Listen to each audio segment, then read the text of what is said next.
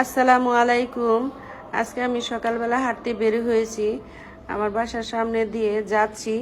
হাঁটতে বের হতে হবে, রাস্তা দেখে চিনতেই পারছি না। আর এটা কোন রাস্তা? পরে দেখি হোপের গলি 10 নাম্বার। যে রাস্তা সবসময় থাকে ব্যস্ত, দোকানপাট, মানুষ, রাস্তায় হাঁটা যায় না, বাসার ভিতরে ঢোকা যায় না, সেই রাস্তা এখন ফাঁকা।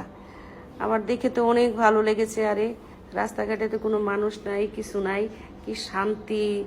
দেখেন এখানে আগুন ধরে মানুষ আগুন পোহাচ্ছে, আমি সাইড দিয়ে যাচ্ছি।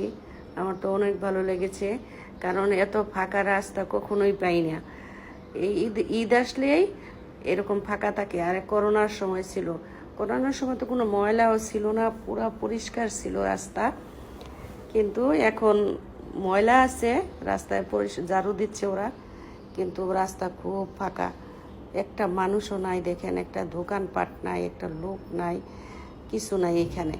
যদি সবসময় রাস্তাটা এরকম থাকতো তাহলে তো ভালোই হতো, হাঁটাচলা করা যেত, বাইরে আসা যাওয়া করা যেত, ভালো লাগতো। কিন্তু না, এটা তো থাকবে না। দেখবেন শুক্রবারের পর শুরু হয়ে যাবে, শনিবার থেকে এই জায়গাটা ব্যস্ত। এই জায়গা আপনি চিনতেও পারবেন না যে এটা মিরপুর 10-এর হোপের গলি। মানুষ বুঝবেও না যে এইখানে ঈদের সময় এরকম ফাঁকা ছিল। আমার নিজেরই অবাক লাগছে দেখে।